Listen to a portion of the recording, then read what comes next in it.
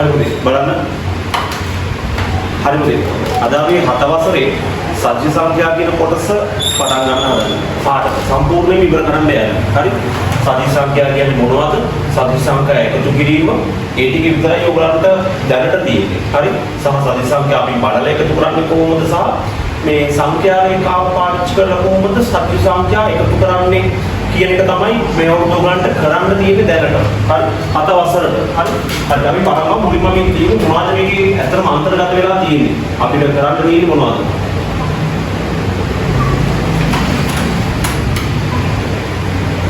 ඔයගලන්ට අන්තර්ගත වෙන්නේ මේ පාඩමේ. හරි? සදිශ සංඛ්‍යා එකතු කිරීම ඒක එකතු කිරීම සාමාන්‍ය විදිහට එකතු කරන එකයි අපි කියන්නේ බලලා නිරීක්ෂණය මගින්. හරි? අනිත් එක සංඛ්‍යා රේඛාව මගින් හරි සදිශ සංඛ්‍යා එකතු කිරීම. ඕක තමයි පාඩමේ අන්තර්ගතය. හරි? පාඩමකට යද්දී මේ පාඩමේ මොනවද දැනගෙන ඉන්න ඕනේ කියන කොටස් ටික හොඳට උඩ ගන්න. සදිශ සංඛ්‍යා සාමාන්‍ය අපි නිරීක්ෂණය කරලා බලලා එකතු කරනවා. අනිත් එක සංඛ්‍යා රේඛාව භාවිතයෙන් එකතු කරනවා. හරි? හරි. ඊට පස්සේ අපි යමු. ඔකේ ක්‍රම තුනක් තියෙනවා එකතු කරන්න. හරි? ක්‍රම තුනක්. හරි? පළවෙනි ක්‍රමය බලන්න. හරි? පළවෙනි ක්‍රමයට අපි යනවා දැන්. ධන සදිශ සංඛ්‍යා එකතු කිරීම. හරි? ධන ඒවා තියෙන්නේ ධන කට්ටිය විතරයි. හරි? ඇත්තටම සදිශ සංඛ්‍යා කොහෙන්ද එන්නේ කියලා මම පොඩ්ඩක් සරලව කියන්නම්. මේ මුලින්ම අපි ඒක පටන් ගන්නෙ මොන රේඛාවෙන්ද? සංඛ්‍යා රේඛාවෙන්. හරි? සංඛ්‍යා රේඛාවෙන් තමයි අපි ඒක පටන් ගන්න. හරි? සංඛ්‍යා රේඛාවේ මැද අපි සලකනවා බිඳුව අපි ඒකට නමක් දෙනවා මූලයක් කියලා. මූලය.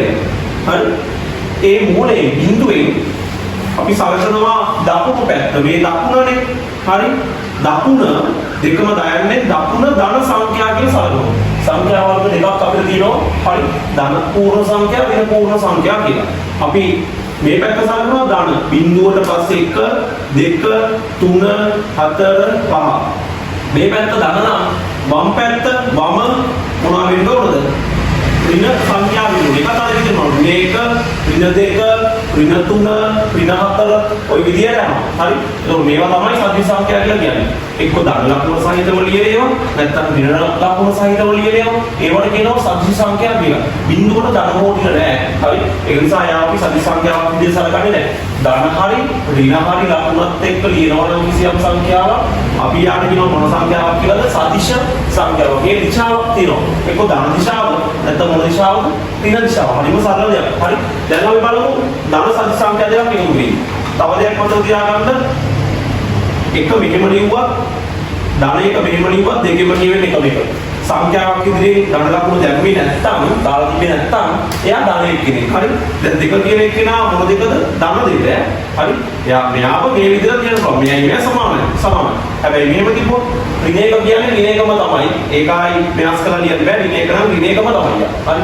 සංඛ්‍යා කියන්නේ ඕනේ සංඛ්‍යාවක් ඉදිරියෙන් මොකක් හරි ධන හෝ ඍණ ලකුණු දෙකෙන් එකක්වත් තිබ්බේ නැත්නම් එයා ධන සංඛ්‍යාවක් විදිහට තමයි අපි සලකන්නේ. හරිද? හරි. දැන් අපි යමු.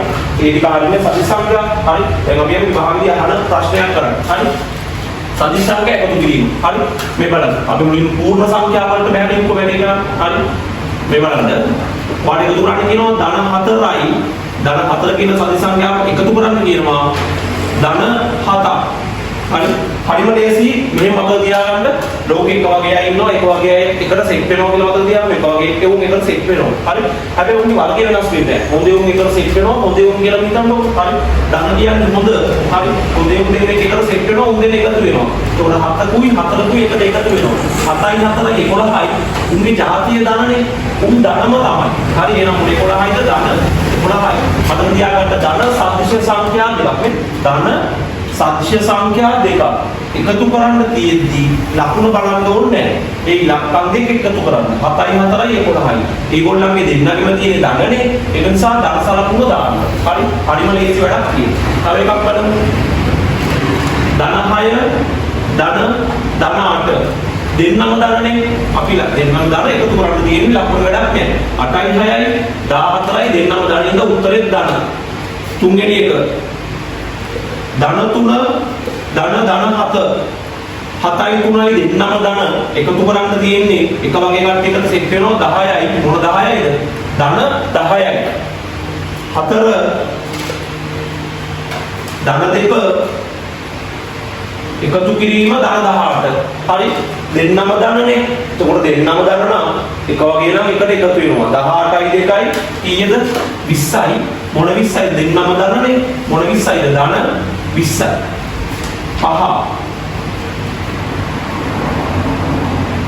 මෙහෙම එකක් ආව බිඳුවර ධන ඕනිය නෑ මේ ප්‍රකාශනයේ ධන වහන හරි ඒ නිසා ධන ඕනිය යාගි ඉස්සර දාගන්න ධන තුනට බිඳුවක් එකතු කරනවා ඒ කියන්නේ ධන තුනට බිඳුවක් එකතු කරනවා කියන්නේ ධන තුනට කීයක්වත් එකතු වෙන්නේ නැහැ කියන එක ධන තුනක් තුන් දෙනෙක් ඉන්නවා බිඳුවක් එකතු කරනවා කියන්නේ කීයක්වත් එකතු වෙන්නේ නැහැ අපි දෙනෙක් ඉතුරු ධන තුනක් ඉතුරු හරි එහෙනම් අපර තියාගන්න හරිද සදිශ සංඛ්‍යා දෙකක් එකතු කරද්දී දෙන්නම ධන නම් ඉලක්කම් දෙක එකතු කරා දැම්මා දෙන්නම ධනකින්ද යා ඉස්සර මොන ලකුණු දැම්මද ධන ලකුණු දැම්මා හරි ඒ නිසා ඒක මතක තියාගන්න ක්‍රමේ හරි හරිම සරල පොඩි වැඩක් තියෙනවා හරි ඊළඟට අපි යමු ධන කට්ටිය වගේම එකතු කරන් දෙනවා මොන කට්ටියද ඍණ කට්ටිය හරි එකම දෙයකින් හරි පොඩි දේවල් ටිකක් තියෙනවා හරි පොඩි දේවල් ටිකක් දෙවෙනි මාතෘකාවට අපි යනවා දෙවෙනි මාතෘකාව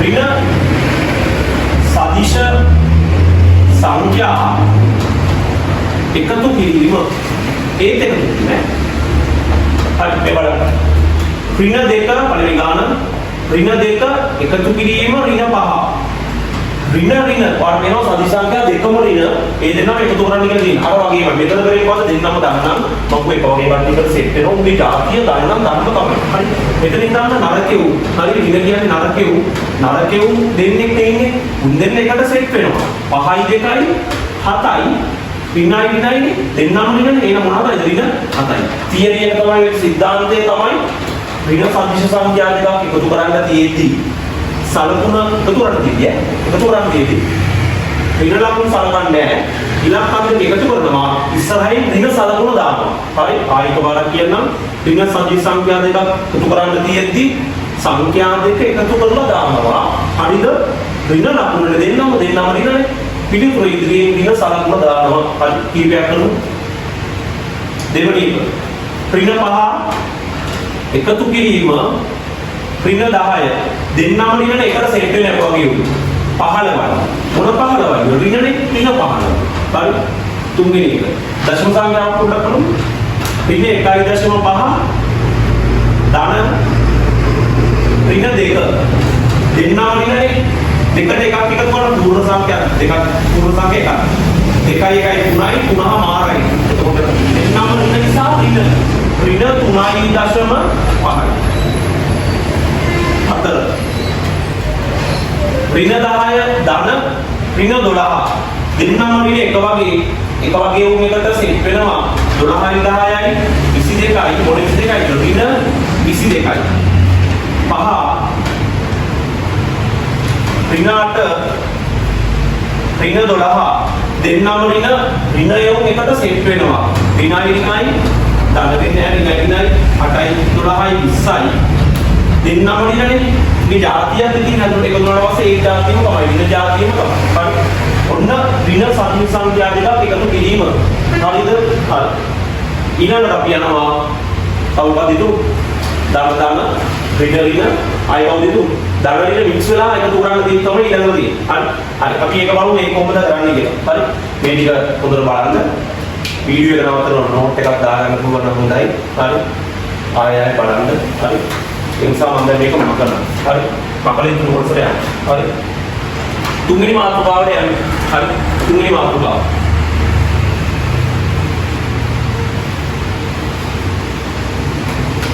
මේ බලන්න. ධන සහ ඍණ සදිශ සංඛ්‍යා දෙක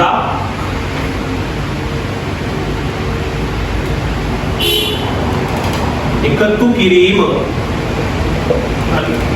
දැන් බලන්න. ධනයනේ මික්ස් වෙලාදී හරි බාහිර දෙන්න වැඩි. පළවෙනි ගාන ධන පහ එකතු කරනවා. එකතු කරන්නේ ඉතින් දෙන්නේ සත්‍ය සංඛ්‍යාව බලන්න ඒ නිසා එකතු වීමම තමයි.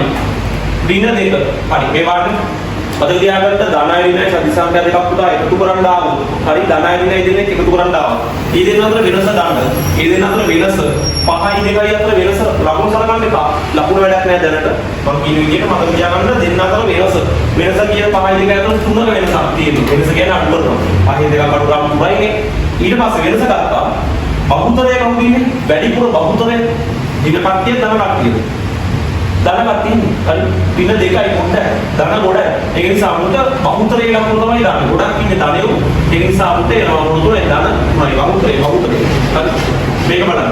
දින 10 ධන දෙක දැන් බලන්න එකතු කරලා තියෙන පරිසංඛ්‍යා දෙකක් ධනයි නයි.